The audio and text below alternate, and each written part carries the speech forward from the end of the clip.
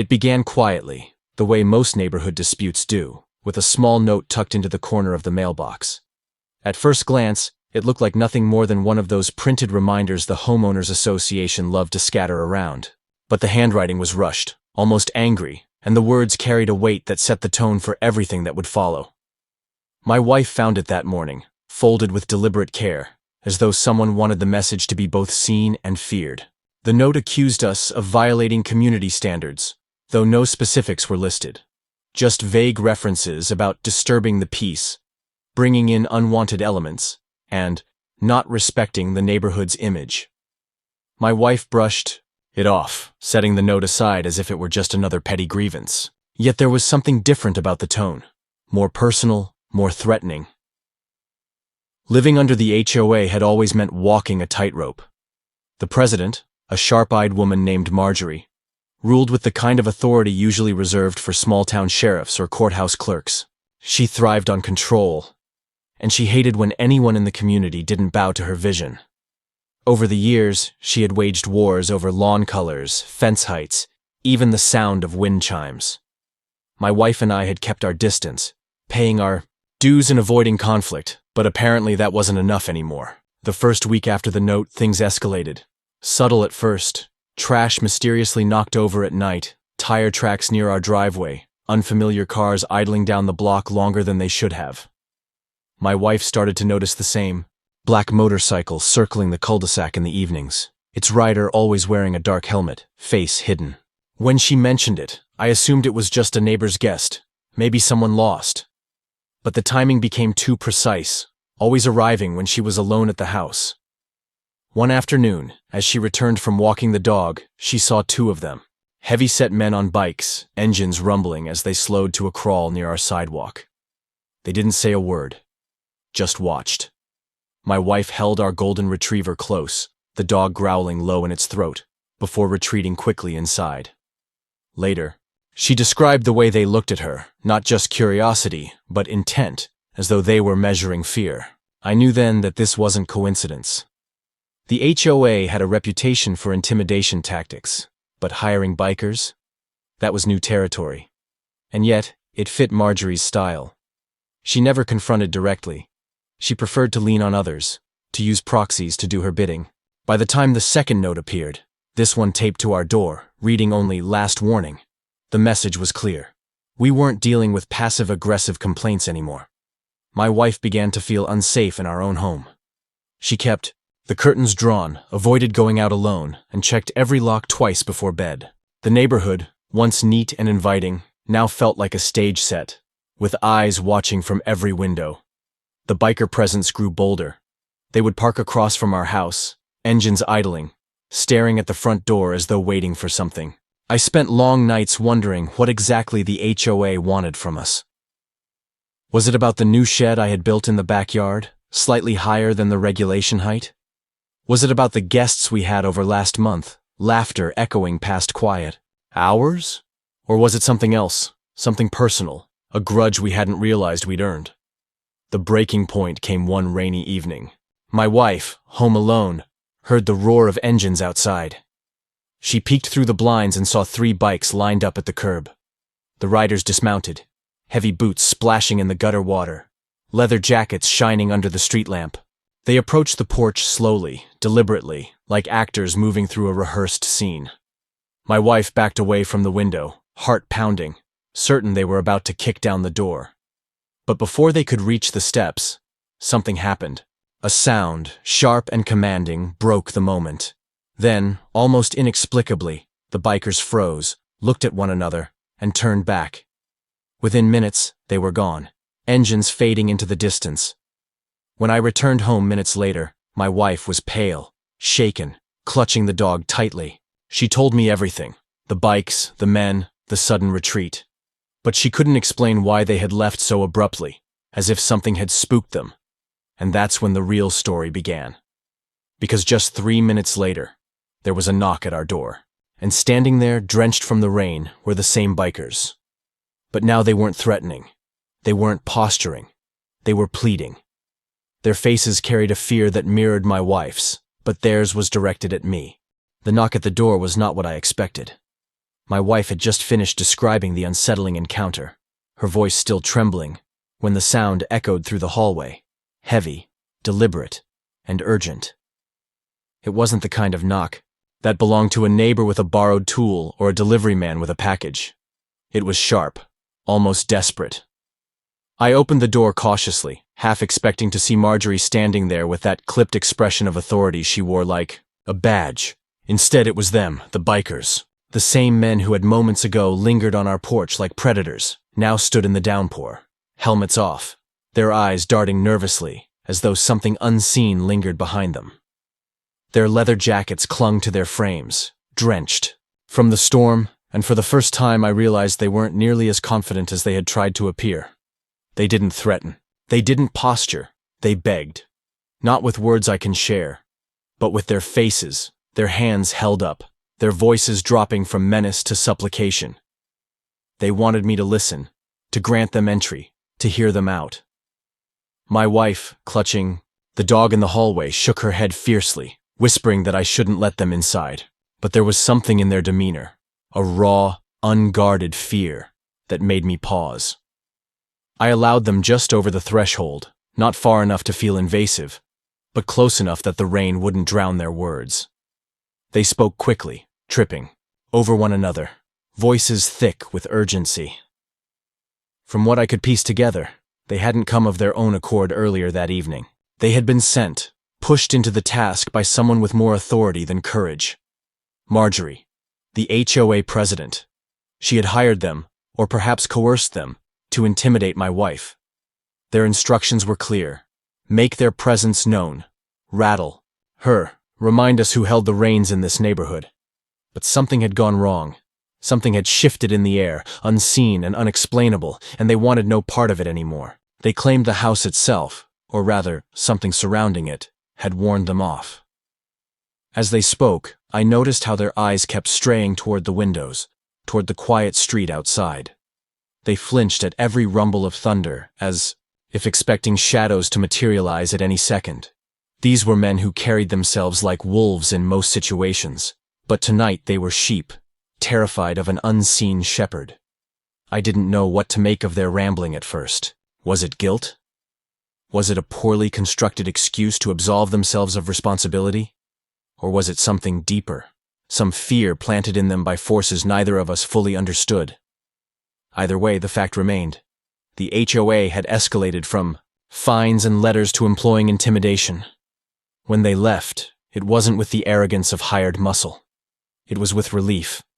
Relief to be gone, to be released from the task they had failed to complete. They practically stumbled over each other on their way out, helmets in hand, their engines roaring back to life as though speed alone could carry them from whatever had unsettled them. The silence that followed was heavier than the storm outside. My wife sat down, the dog pressed against her side, still shaking. The house seemed to hold its breath, every creak of the walls and whistle of the wind amplified in the absence of their noise. For the first time, I began to wonder if this was no longer just a dispute with a domineering HOA president. Perhaps there was more at play, something unseen, something that frightened even men like them. Over the next few days, word spread quietly, around the neighborhood. We noticed fewer cars parked near our house, fewer watchful eyes from behind curtains. Even Marjorie seemed to withdraw, her usual patrols down the street replaced with silence. The HOA newsletters still came, stuffed, with the usual threats of fines and reminders about property standards. But there was a notable absence of personal mention. It was as if she had chosen to retreat, to let the dust settle, hoping her attempt at intimidation had been forgotten. But the bikers hadn't disappeared. I saw them again, this time from a distance, parked at the edge of town, watching from behind shaded visors, not threatening, not approaching, just observing. Like men caught in a web they didn't understand, bound to me in a way neither of us could easily untangle. And then the letters began. Not from the HOA, but from the bikers themselves. Slipped under the door at night, scrawled hastily on scraps of paper. Apologies, warnings, pleas for me not to involve them in what was coming next. They claimed they weren't the first group Marjorie had sent after troublesome residents, but they were the first to encounter something that pushed back. I didn't know if they meant me, or the house, or something else entirely. But I knew one thing. The HOA wasn't finished, and neither were the bikers. The first storm had passed, but the next one was already gathering. The uneasy calm that followed the bikers' retreat did not last long. For a few days, the street seemed almost normal again. The engines no longer circled the cul-de-sac at dusk, and my wife began opening the curtains during the day, testing the air for safety, like someone venturing into a storm after the lightning has moved on. But beneath that fragile peace was a tension that could not be ignored. A sense that the HOA had not abandoned its campaign, merely shifted its strategy. Marjorie thrived on control.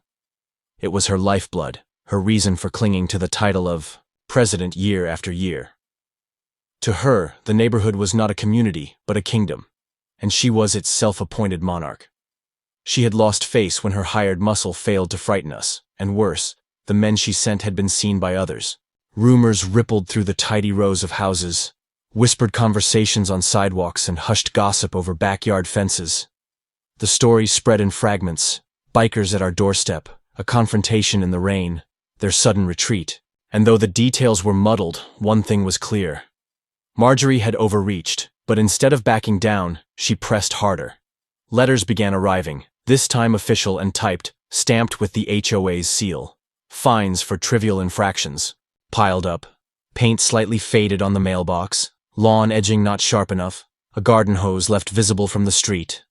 Each envelope carried with it an air of calculated harassment. My wife, still shaken from the earlier intimidation, saw them for what they were: a paper war designed to bleed us dry. I noticed the change in the neighbors, too. Some began to avoid eye contact when I waved, quickly retreating into their garages. Others lingered a little too long at the edge of our property, as if cataloging details for reports. A few, however, gave subtle signs of support: a nod, a sympathetic glance, but never openly. No one dared to cross Marjorie in public. The bikers, strangely, had not disappeared entirely. I would see them occasionally at odd hours, parked at a distance. They never approached again, but their presence carried its own weight. It was as if they were tethered to us now, unwilling to sever ties, yet equally unwilling to intervene. Sometimes I wondered if they watched out of guilt, or fear, or perhaps both. My wife refused to acknowledge them, treating their existence like shadows at the edge of vision. And then the cameras appeared. At first, I thought it was coincidence. A neighbor across the street installing new security lights, another mounting a small lens above their garage, but the angles were too precise, too deliberate. Each one seemed pointed directly at our property, our movements, our lives. The HOA had found a way to weaponize surveillance, turning the entire street into Marjorie's personal theater. The stress wore on my wife. Sleep became restless, meals went untouched, and the once simple act of stepping outside for fresh air became a calculated risk. The golden retriever, once bounding with carefree energy, now paced the house as if sensing the tension in every corner. I tried to steady the household, but even I could feel the weight of unseen eyes pressing against the windows, the slow tightening of a noose woven not from rope, but from rules and whispers. What unsettled me most was the silence from the bikers. Their letters had stopped. Their fear, once raw and visible, had become absence. I wondered if they had been silenced, bought off, or perhaps worse. The thought that Marjorie might have turned on them as well was not far-fetched. She had no tolerance for failure, and their inability to carry out her orders had made her look weak. The breaking point came with the third storm of the season. Rain lashed the rooftops, wind tore through the trees, and thunder rattled the windows. In the midst of it all, a package appeared on our porch. No return address, no markings, just a plain box soaked through by the downpour. My wife discovered it when the dog began barking, hackles raised, nose pressed to the door. Inside the box was a stack of photographs, grainy black and white images, clearly taken from some of the cameras now mounted around the neighborhood. They showed us in our most ordinary moments: my wife watering plants, me unloading groceries, the dog chasing a ball in the yard. But, as the stack progressed, the images grew darker, more invasive. My wife asleep on the couch, the dog curled at her feet. Myself standing at the kitchen window, unaware of the lens capturing me. The final photograph was the worst. It was taken inside the house. My wife in the living room, her back to the camera, unaware that she was being watched from within. That was when I realized the game had changed. The HOA was no longer content with intimidation outside the walls. They had crossed the threshold, and, just like before, I knew it wouldn't be long before there was another knock at the door. The discovery of that last photograph changed everything. Until then, the harassment had remained outside, a shadow pressing against the windows, a storm circling the house but never breaching its walls. Now, with proof that someone had stepped inside undetected, the boundary between safe and unsafe dissolved completely. My wife could no longer walk from room to room without glancing over her shoulder, certain that unseen eyes followed her every step. I combed the house for evidence. Every lock was intact, every window sealed. Yet someone had been there. The realization was worse than a forced entry. It meant subtlety, precision, and access. Whoever had crossed into our home had done so without leaving a trace, as if the house itself had allowed them passage. That night, sleep was impossible. The dog barked at corners of the room where nothing stood, ears perked toward faint sounds we could not hear. My wife sat curled on the couch, wrapped in a blanket, eyes fixed on the dark hallway, as if expecting figures to emerge at any moment. The rain pounded against the roof, but inside, the silence was heavier. By morning, the storm had cleared, but the unease remained. I found a fresh HOA letter wedged beneath the front door, the ink smudged as if written hastily. It was not the usual official warning or fine notice. This one was personal. The handwriting was Marjorie's, sharp, deliberate, unmistakable. The message was simple. You are not in control. We are. It was no longer about rules or appearances. This was about domination, about breaking us until we either submitted or left. Yet beneath her assertion, I sensed desperation. The bikers' retreat had left her weaker than she wanted the neighborhood to believe, and now she was compensating with escalation. I began to notice patterns. HOA board members loitering near our driveway longer than usual, their conversations halting when I stepped outside, vehicles unfamiliar to the street idling just far enough away to feign legitimacy but close enough to monitor. And then, one evening, Marjorie herself appeared.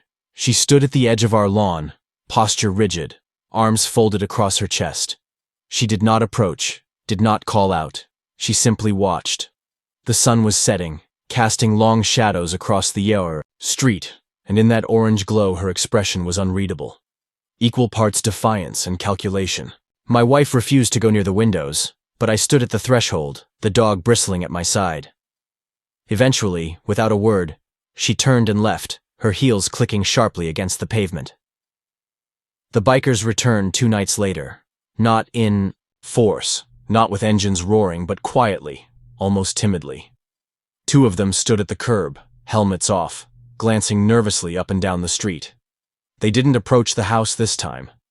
They left another box, smaller than the last, before disappearing into the night. Inside the box were documents, HOA internal memos, meeting minutes, correspondence that should never have left Marjorie's hands.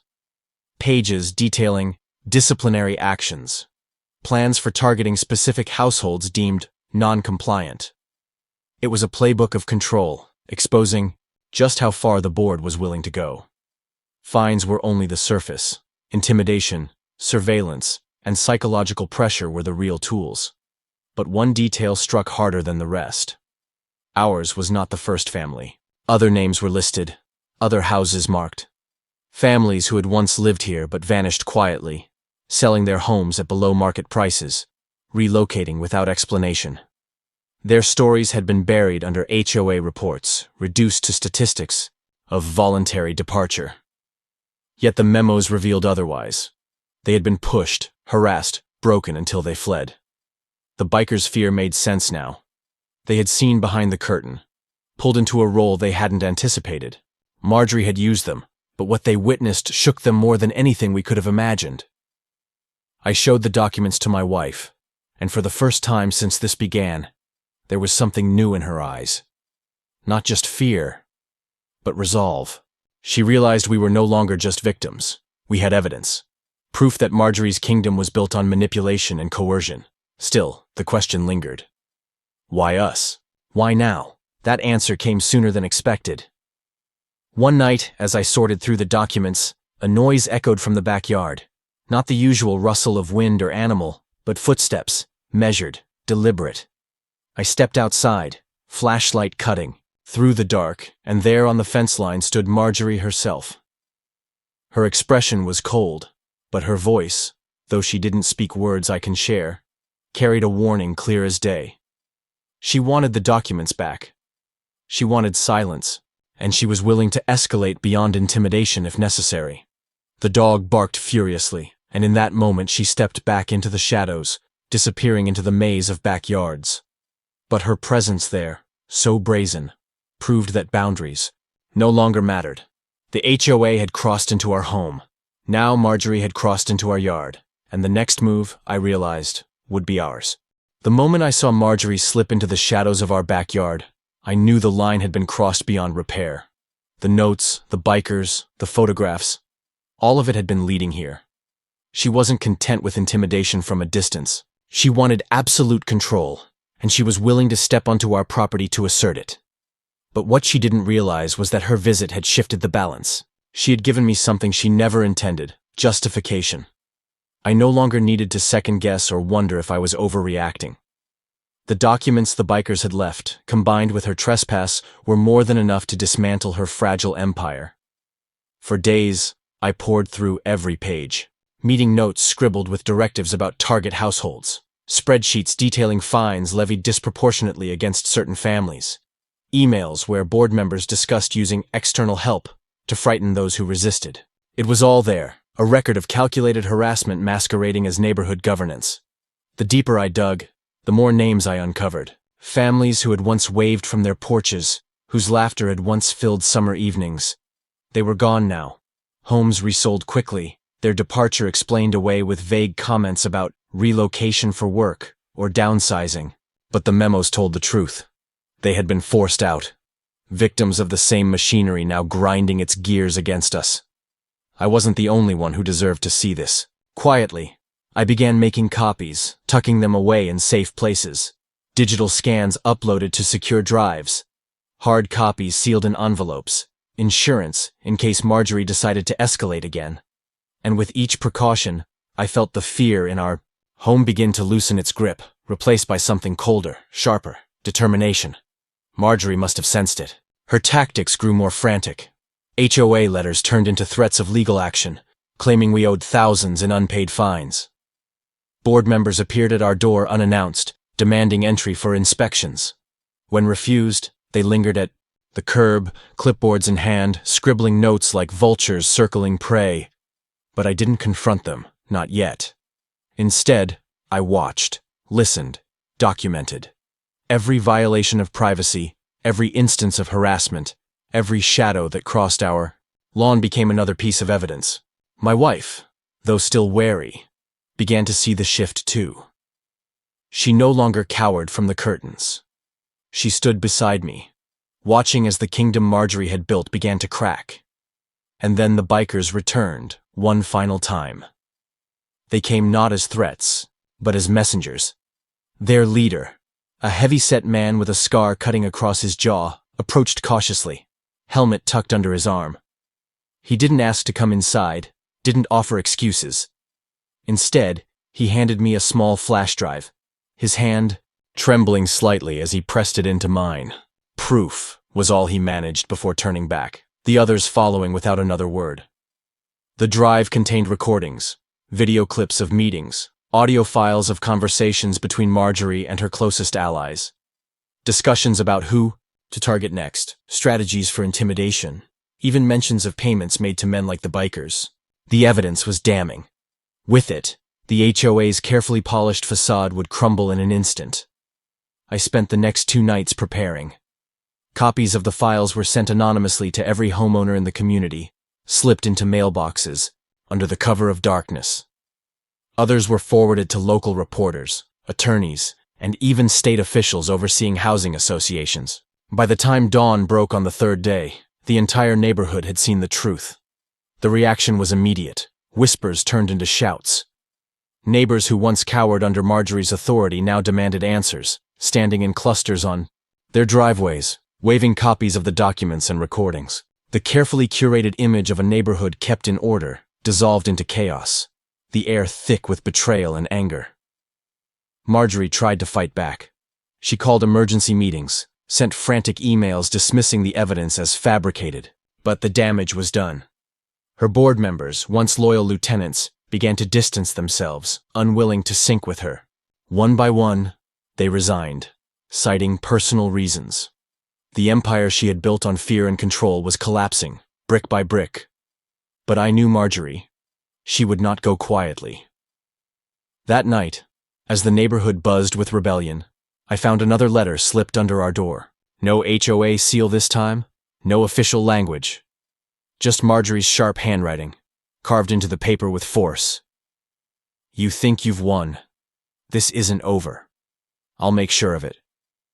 The storm was breaking around her, but like a cornered animal, she was at her most dangerous. And as I read her words, the dog growled low, ears pricked toward the darkened backyard. Marjorie hadn't left. She was still here, lurking at the edges, waiting for her moment. The letter was the last thread holding Marjorie's authority together, and even that thread was fraying. Her carefully built kingdom had collapsed into public outrage, yet she still clung to the belief that fear could save her. What she hadn't realized was that fear only worked in silence, and silence had been broken. The following days were chaos for the neighborhood. Homeowners, once cowed by fines and threats, now gathered in groups, openly demanding Marjorie's removal. Meetings erupted into shouting matches, with residents waving evidence and calling for accountability. The bikers, now exposed as unwilling pawns in her schemes, vanished entirely, their presence no longer necessary. For the first time in years, the HOA had lost its grip. But Marjorie refused to accept defeat. She retreated into her home. Shades drawn, a fortress of bitterness in the heart of the cul-de-sac. Yet her presence still lingered, like a storm cloud that refused to pass. Neighbors whispered about seeing her in the early hours, standing in her window, watching. Others claimed she prowled the streets at night, muttering to herself, clutching files against her chest as if hoarding what little control she had left. I tried to move on. My wife began to breathe easier, reclaiming parts of the house she had once feared. The golden retriever returned to bounding across the yard, tail wagging without hesitation. But in the back of my mind, I knew Marjorie wasn't finished. People, like her, never surrendered quietly. The final confrontation came on a night heavy with silence. No storm, no thunder, just the weight of anticipation pressing against the walls. The dog stirred first, lifting its head, ears twitching toward the back door. My wife froze mid-step, her eyes following the animal's gaze. A moment later, I heard it too. The creak of wood, the faint scrape of shoes against the porch. When I opened the door, Marjorie was there. No board members, no bikers, no allies. Just her. Her face, once taut with smug authority, now looked drawn and wild, eyes flickering with something between rage and desperation. She clutched a folder against her chest, papers spilling from its edges, as though the physical remnants of her power might shield her from what she had become. She didn't speak, but her intent was clear. She wanted the documents back, wanted me to undo the damage, to restore the illusion she had curated for years. But it was too late. The neighborhood had already seen the truth. The board had abandoned her, and the bikers had exposed her schemes. Her empire was gone, and all that remained was her fury. The dog growled low, inching forward, a silent warning. My wife stood behind me, gripping my arm, her fear sharpened not by intimidation, but by the unpredictable danger of a desperate woman with nothing left to lose. For a long moment, the three of us stood locked in a tableau, the dethroned queen, the family she tried to break, and the silent witness of a neighborhood watching from behind darkened curtains. Then, with a sudden, jagged motion, Marjorie tore the folder open, flinging papers into the night air. They scattered like confetti, pages of incrimination fluttering across the yard, sticking to the wet grass and catching on hedges. Her voice finally broke the silence, not with reason, not with negotiation, but with a raw, fractured scream, a sound of rage at losing control, at being exposed, at watching the world she had built unravel in her hands. Neighbors began to emerge, drawn by the commotion. One by one, porch lights flicked on, doors creaked open, and witnesses gathered.